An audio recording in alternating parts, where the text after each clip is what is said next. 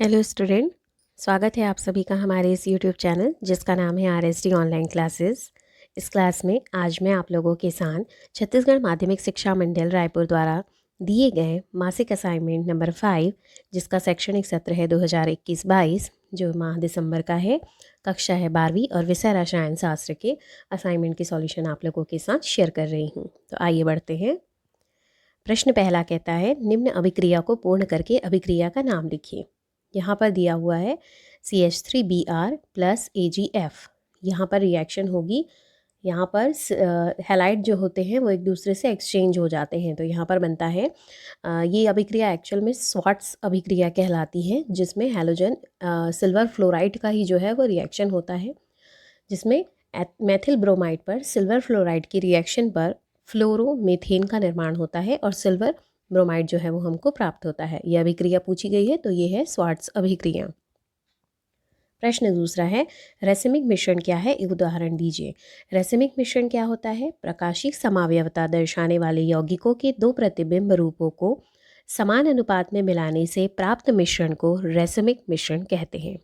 उदाहरण के लिए ध्रुवण घूर्णन एल्किल हैलाइडों की SN1 अभिक्रिया में धीमे पद में बने हुए कार्बोकेटायन के केंद्रीय कार्बन परमाणु पर sp2 संकरण होने के कारण यह समतलीय होता है। अतः इस पर नाभिक स्नेही का आक्रमण दोनों दिशाओं में समान रूप से हो सकता है। अतः D तथा L रूप समान मात्रा में बनते हैं। जो प्राप्त उत्पाद होगा वही उत्पाद जो है वो रैसिमिक मिश्रण कहलाता है। SN1 रिएक्शन में यहाँ पर बना हुआ आपका कार्बोकेटायन जो है उसमें OH जो है वो न्यूक्लियोफिलिक सब्स्टिट्यूशन रिएक्शन को शो कर रहा है। यहाँ पर OH का जब रिएक्शन होता है यानी न्यूक्लियोफाइल जब अटैक करते हैं न्यूक्लियोफिलिक सब्स्टिट्यूशन रिएक्शन में, तो इसमें प्लस ब्यूटीन टू ऑल और माइनस ब्यूटीन टू ऑल दोनों का फॉर्मेशन होता है। ये दोनों जो रहते हैं D फॉर्म और L फॉर्म यानी डेक्स्ट्रो और लीवो दोनों कहलाते हैं। रोटेशन जिसका फॉर्म होता है और यही जो है वो रैसिमिक मिश्रण है। अगला है आपका इस पहले ही क्वेश्चन का नाभिक स्नेही अभिक्रिया के लिए क्लोरोबेंजीन बहुत कम क्रियाशील है, इसके दो कारण लिखिए। आंसर है इसका एरिल हैलाइड। एरिल मतलब क्लोरोबेंजीन आप कह सकते हैं। एरिल मतलब जो भी बेंजीन होते हैं उन्हें हम एरिल कहते हैं। तो एरिल हैलाइड C6H6Cl में अनुनाद प्रभाव CX आबंध में कार्बन परमाणु में अंतर और फेनिल धनायन के अस्थायित्व के कारण नाभिक स्नेही अभिक्रिया के लिए ये कम क्रियाशील होते हैं। दूसरा रीज़न है कि क्लोरोबेंजीन में क्लोरीन परमाणु सीधे बेंजीन के नाभिक से दृढ़ता से जुड़ा हुआ होता है, जिसके कारण न्यूक्लियोफिलिक अभिकर्मक जैसे OH, OR, NH2 या CN आदि से सरलता से विस्थापित नहीं किया जा सकता। इसलिए ये रिएक्शन जो है वो स्लो होती है या बहुत ही धीमी होती है या कम क्रियाशील होते हैं। प्रश्न क्रमांक 2 है निम्नलिखित को समझाइए। पहला है रीमर टीमन अभिक्रिया। ये अभिक्रिया क्या होती है कि जब हम फिनॉल को क्षारीय माध्यम में क्लोरोफॉर्म के साथ गर्म करने पर, जिसमें तापक्रम यूज़ होता है 340 केल्विन पर, प्राप्त उत्पाद का जल अपघटन कराने पर 2 हाइड्रोक्सी बेंजल्डिहाइड या ऑर्थो समावयवी तथा कुछ मात्रा में पैरा समावयवी भी प्राप्त होते हैं, तो इसे हम रीमन टीमन अभिक्रिया कहते हैं, रीमर टीमर अभिक्रिया कहते हैं। ये नेम रिएक्शंस है, इंपॉर्टेंट रिएक्शंस भी हैं। देखिए यहाँ पर फिनॉल के साथ होने वाली रिएक्शन में जब हम क्लोरोफॉर्म के साथ इसको हम क्या करते हैं, NaOH की प्रेजेंस में 340 डिग्री केल्विन पर इसकी रिएक्शन हो रही है, तो यहाँ पर क्या बनेगा, एक इंटरमीडिएट बनता है जिसे हम मध्यवर्ती कहते हैं। ठीक है, अब यहाँ पर क्या हुआ, एक HCl जो है वो रिमूव हो गया। आप यहाँ पे देख सकते हैं रिएक्शन में, यहाँ पे एक HCl जो था ये क्लोरीन, ठीक है, और ये क्लोरीन और ये एक हाइड्रोजन जो है वो क्या हो जाते हैं, बना लेंगे। और यहाँ पे आपका क्या हो जाएगा, CH3HCl करके ये बाहर हो गया और ये NaOH का जो रिएक्शन था वहाँ पे क्या हो गया, Na जो है वो इसके साथ इंटरमीडिएट का फॉर्मेशन करता है। सेकेंड स्टेप में क्या हो जाती है, सेकेंड स्टेप में क्या होगा आपका यहाँ पर कि जब इसके 2 मॉलिक्यूल्स ऑफ NaOH हम इसका लेते हैं तो यहाँ पर एक फिर से एक इंटरमीडिएट का फॉर्मेशन होता है। उसके बाद एक फाइनल फिर उसमें H2O का रिमूव होता है। ये रिएक्शन के बाद यहाँ पर इसकी रिएक्शन फिर डाइल्यूट HCl के साथ कराने से NaCl फिर से रिमूव होगा और यहाँ पे 2 हाइड्रोक्सी बेंजल्डिहाइड का फॉर्मेशन होगा, जिसे हम ऑर्थोसैलिसिल्डिहाइड भी कहते हैं।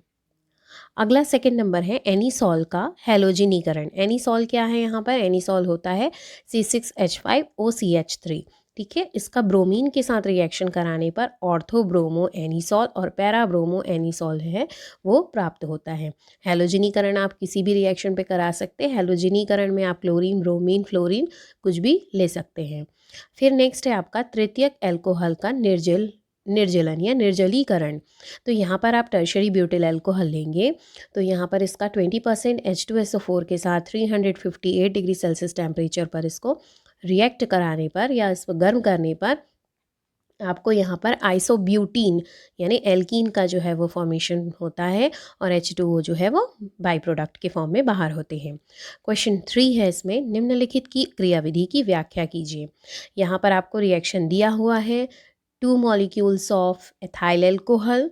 ठीक है, उसमें H+ के साथ रिएक्शन और इसमें कंडीशन है 413 केल्विन टेम्परेचर। यहाँ पर डाई एथिल ईथर का फॉर्मेशन होता है प्लस H2O जो है वो रिमूव होता है। CH3CH2O CH3CH2 ये क्या है आपका डाई एथिल ईथर। तो इसकी स्टेप आपको पूछी गई है, क्रियाविधि जो है वो मैकेनिज्म पूछा गया है कि किस प्रकार से रिएक्शन हुई है। तो इसमें जो रिएक्शन हुई है फर्स्ट क्या है आपका ऑक्सोनियम आयन का फॉर्मेशन। ऑक्सोनियम आयन कैसे बनता है? जब हम इसमें एथिल अल्कोहल का एक मॉलिक्यूल लेते हैं तो उसमें हम H+ के साथ इसकी रिएक्शन कराते हैं। यहाँ पर H+ जो है वो एक कैटायन है। ये कैटायन के साथ रिएक्ट करके एक ऑक्सोनियम आयन जो है यहाँ पर H के साथ एक हाइड्रोजन का यहाँ पे लोन पेयर ऑफ इलेक्ट्रॉन है तो यहाँ पर क्या बना लेगा? ये एक ऑक्सोनियम आयन जो है वो फॉर्म कर लेता है। सेकेंड स्टेज में क्या होगा कि कार्ब कैटायन का फॉर्मेशन होता है। कार्ब कैटायन क्या होते हैं? ऑक्सोनियम लवण से जल के अणु का निकलना कार्ब कैटायन बनाता है। निकालने के बाद कार्ब कैटायन बनता है। आप फर्स्ट रिएक्शन में जहाँ पे आपको एथिल ऑक्सोनियम लवण मिला था वहाँ से आप यहाँ पे क्या करेंगे? यहाँ से आप H2O बाहर करेंगे। ये आपका H2O बाहर हो जाता है तो रिएक्शन में आपको जो फॉर्म होता है ये वाला, ये क्या कहलाता है आपका एक कार्ब कैटायन। यहाँ पे कैटायन का फॉर्मेशन है CH3CH2 प्लस। प्लस किसको डिनोट कर रहा है? यहाँ पे कैटायन को शो करता है। नेक्स्ट आप चलते हैं, फिर थर्ड स्टेप में क्या होती है? ईथर का निर्माण। ईथर का निर्माण यहाँ पे कैसे होगा? जो आपका कार्ब कैटायन था उसका, चूँकि हमने हमारी रिएक्शन में 2 मॉलिक्यूल्स ऑफ एथिल अल्कोहल है तो फर्स्ट मॉलिक्यूल से आपने एक कार्ब कैटायन बनाया। सेकेंड मॉलिक्यूल से यहाँ पर आपका सेकेंड मॉलिक्यूल आप फिर से यूज़ करेंगे एथिल अल्कोहल का तो वो कार्ब कैटायन के साथ रिएक्ट करता है। यहाँ पर ये एथिल अल्कोहल में उपस्थित ऑक्सीजन के लोन पेयर ऑफ इलेक्ट्रॉन के साथ ये जुड़ करके एक सेकेंड ऑक्सोनियम लवण का निर्माण करता है। फिर चूंकि हमने देखा कि फर्स्ट रिएक्शन में H+ आयन के साथ इसमें रिएक्शन हो रही है, चूंकि H+ आयन एक कैटलिस्ट था तो हम जानते हैं उत्प्रेरक के गुण होते हैं कि वो रिएक्शन को आगे बढ़ाने या पीछे कम करने या फास्ट करने में काम करते हैं लेकिन खुद भी रिएक्शन में पार्टिसिपेट नहीं करते हैं। तो इस प्रकार से H+ आयन जो रहेगा यहाँ से H+ आयन जो है अपना इलेक्ट्रॉन दे करके बाहर निकल जाता है, ये यहाँ से रिमूव हो जाता है। इस केस में आपका जब H+ आयन निकल जाएगा तब आपको क्या मिलेगा? डाई एथिल ईथर का निर्माण होता है। तो ये 3 स्टेप मैकेनिज्म है। ये SN2 टाइप की रिएक्शन होती है। क्वेश्चन नंबर 4, इसका फर्स्ट है आपका अभिक्रिया की निम्नलिखित अभिक्रिया दी हुई है उसमें निम्नलिखित क्रम को पूरा करें। यहाँ पे आपका दिया हुआ है CH3COCH3। इसका बेरियम हाइड्रोक्साइड के साथ रिएक्शन पर एक कंपाउंड A बनता है जिसको हीट करने पर इसमें वाटर मॉलिक्यूल का लॉस होता है और कंपाउंड B का फॉर्मेशन होता है। कंपाउंड B से जब B को NaOH के साथ और N2 के साथ रिएक्शन कराई जाती है तो C और D जो है वो आपको प्राप्त होते हैं। तो यहाँ पे A का आपको IUPAC नेम भी लिखना है। तो यहाँ पर स्टेप रिएक्शन देख लेते हैं। तो देखिए पहले आपका है 2 मॉलिक्यूल्स हम यहाँ पे इसका लेंगे। ये है CH3CO CH3 जिसको हम कहते हैं एसीटोन। बेरियम हाइड्रोक्साइड के साथ इसका रिएक्शन होता है तो एक कीटोल का फॉर्मेशन होता है। कीटोल चूँकि कंपाउंड A है, अब यहाँ पे हमको IUPAC नेम पूछा है तो हम इसमें लिखेंगे 4 हाइड्रोक्सी 4 मैथिल पेंटेन 2 ओन। फिर नेक्स्ट है आपका, जब हम यहाँ पे आपका कीटोल जो आपका ये फर्स्ट स्टेप में ए जो कंपाउंड बना यानी कीटोल है उसकी रिएक्शन हम क्या कर उसको हम गर्म कराते हैं। गर्म करने से उसमें H2O के मॉलिक्यूल जो है वो रिमूव हो जाते हैं। तो वहाँ पर आपको क्या मिलेगा? एक पेंटीन का फॉर्मेशन हो जाएगा जिसका नाम होता है 4 मैथिल पेंट 3 इन 2 ओन। ठीक है। फिर उसके बाद फिर स्टेप जो हमको बी मिल गया। अब बी में हमको क्या कराना है, NaOH के साथ और I2 के साथ रिएक्ट कराते हैं तो आपको C और D का फॉर्मेशन होता है। C यहाँ पर आयोडो फॉर्म है और सोडियम मैथिल ब्यूटिल 2 इनोएट जो है उसका निर्माण होता है। अगला है प्रश्न क्रमांक 2। एक कार्बोनिल कंपाउंड जिसका अणुसूत्र है C4H10O है और यदि यह PCl से अभिक्रिया करके एक यौगिक A बनाता है या KCN से अभिक्रिया करके एक अन्य यौगिक B बनाता है जो जल अपघटन पर एक कार्बनिक अम्ल C बनाता है, अभिक्रिया में प्रयुक्त होने वाली सभी रासायनिक समीकरण को लिखिए। तो आपको यहाँ पर दिया गया है रिएक्शन इस प्रकार से C4H10O, ठीक है। इसकी रिएक्शन हो रही है PCl5 के साथ, तो क्या बन रहा है कंपाउंड A। KCN के साथ रिएक्शन पर कंपाउंड B और उसका जब हम हाइड्रोलिसिस या फिर जल अपघटन कराते हैं तो हमको मिलता है कंपाउंड C। तो देखिए ये क्या क्या हो सकते हैं। ये इसको हम C4H10O को इस प्रकार से भी लिख सकते हैं। देखिए यहाँ पर 3 कार्बन परमाणु जो है वो टर्शरी ग्रुप में जुड़े हुए हैं, तो यहाँ पर 3 है तो 9 हाइड्रोजन प्लस OH के साथ 1 हाइड्रोजन तो H10 हो गया और C कार्बन परमाणु आपकी संख्या 4 है, ऑक्सीजन जो है वो 1 है। आगे बढ़ते हैं इस रिएक्शन में। तो इस रिएक्शन में फर्स्ट स्टेप में हमने क्या कराया, PCl5 के साथ रिएक्शन मतलब ब्यूटेनॉल जो है उसके साथ आप रिएक्शन करा रहे हैं।